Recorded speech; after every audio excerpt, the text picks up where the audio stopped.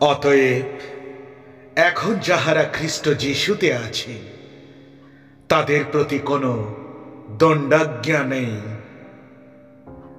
জীবনটা নির্মম কঠিন, কেউ আনন্দ উল্লাসে হাসে, কেউ বা দুঃখের সাগরে ভাসে।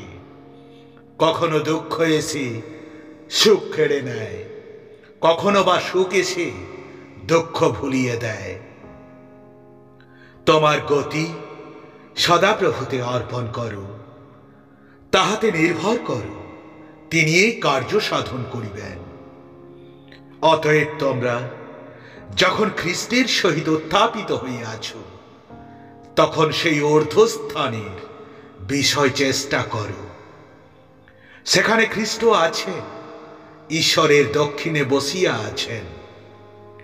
যারা সদাপ্রভুতে অনুসরণ করে প্রভুর দূত এসে তাদের চারিদিকে শিবির স্থাপন করেন, প্রভুর দূত তাদের রক্ষা করেন।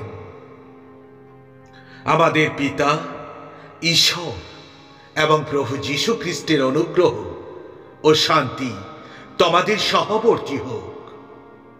কিন্তু মসির নিয়ম পালনের মাধ্যমে কেউ ঈশ্বরের সামনে ধার্মিক বলে চিহ্নিত হয় না। এটা স্পষ্ট পবিত্র শাস্ত্রে লেখা আছে।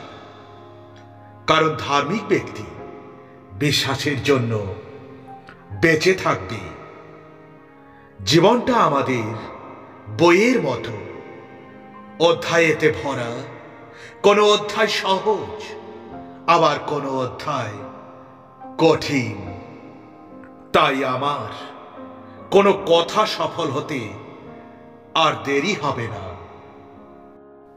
ধন্য তারা যাদের পথ নির্দোষ, যারা সদাপ্রভুর ব্যবস্থা পথে চলে।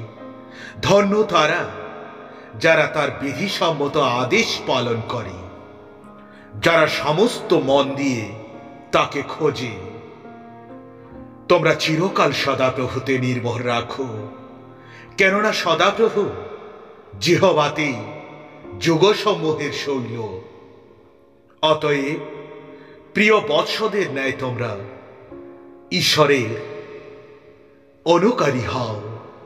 হে বাহিনীদের সদাপ্রভু, ধন্য সেই ব্যক্তি যে তোমার উপরে নির্ভর করে।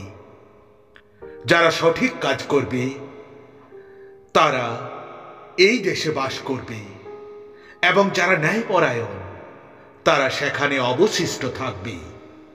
কিন্তু দুষ্টরা দেশ থেকে উচ্ছিন্ন হবে। দান করো, প্রতিদান তুমিও পাবে। তারা তোমাদের অনেক বেশি করে চেপে চেপে ঝাঁকিয়ে ঝাঁকিয়ে উপচে দেবে। কারণ অন্যের জন্য মেপে মেপে দিচ্ছ, সেই মাসে তোমাদের মেপে দেওয়া হবে। যখনই সম্ভব হবে যাদের তোমার সাহায্যের দরকার তাদের তুমি ভালো করো। যারা ধনী হতে চায় তারা পরীক্ষাত, ফাঁদে এবং নানা ধরনের বকামি ও অনিষ্টকর ইচ্ছায় পড়ে যায়। সেসব মানুষদের ধ্বংসে ও বিনাশে মগ্ন করে। আমি এই পথ, আমি এই সত্য, আমি এই জীবন। আমাকে ছাড়া কেউ পিতার কাছে যেতে পারে না। আমাদের পিতা ঈশ্বর এবং প্রভু যীশু খ্রিস্টের অনুগ্রহ ও শান্তি তোমাদের সহবর্তী হোক। যার দোষ ঈশ্বর সংশোধন করে দেন সে তো ঈশ্বরের আশীর্বাদ পুত। তাই সর্বশক্তিমান ঈশ্বর যখন তোমায় শাস্তি দেন তখন কোনো অভিযোগ করো না তুমি। যারা তোমাদের অভিশাপ দেয় তাদের আশীর্বাদ করো তুমি। যারা তোমাদের সঙ্গে দুর্ব্যবহার করে তাদের জন্য তুমি প্রার্থনা করো। তুমি যা কিছু করবে তাতে সর্বদা ঈশ্বরকে এবং তার ইচ্ছাকে তুমি স্মরণ করবে। তাহলেই তিনি তোমাকে অনেক সাহায্য করবেন। তাই যারা ঈশ্বরের ইচ্ছা অনুযায়ী দুঃখ সহ্য করে তারা ভালো কাজ করতে করতে তাদের প্রাণকে বিশ্বস্ত সৃষ্টিকর্তার হাতে সমর্পণ করুক। আমি সেই জীবন খাদ্য, যে ব্যক্তি আমার কাছে আইসে সে ক্ষুধার্ত হইবে না, এবং যে আমাতে বিশ্বাস করে সে তৃষ্ণার্ত হইবে না, কখনো হইবে না। তোমরা আমার সঙ্গে এসো, আমি তোমাদের মাছ নয়, ঈশ্বরের জন্য মানুষ ধরতে শেখাবো। যে শুধু বাক্য শোনে কিন্তু সেই মতো কাজ না করে, সে এমন ব্যক্তির তুল্য যে আয়নায় নিজের স্বাভাবিক মুখ দেখে। যিনি সহজে রাগেন না, তিনি শক্তিমান নগর বিজয় অপেক্ষা আত্মাকে জয় করা বেশি কঠিন। হে আমার ভাইয়েরা, তোমরা আমাদের মহিমান্বিত প্রভু যীশু খ্রিস্টতে বিশ্বাসী, সুতরাং তোমরা পক্ষপাতিত্ব করো না কখনো।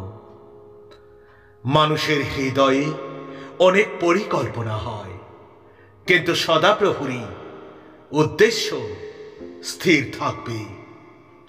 তোমরা তাদের মতো হইও না, কারণ তোমাদের কি কি প্রয়োজন তা চাওয়ার আগে তোমাদের স্বর্গীয় পিতা তা জানেন।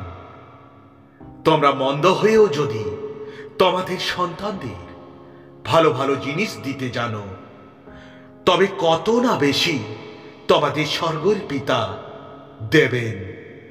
যারা তার কাছে চায় তাদের ভালো ভালো তিনি জিনিস দেবেন। আমার দুঃখ ও কষ্টের প্রতি তোমরা দেখো আমার সমস্ত পাপ তুমি ক্ষমা করো প্রভু।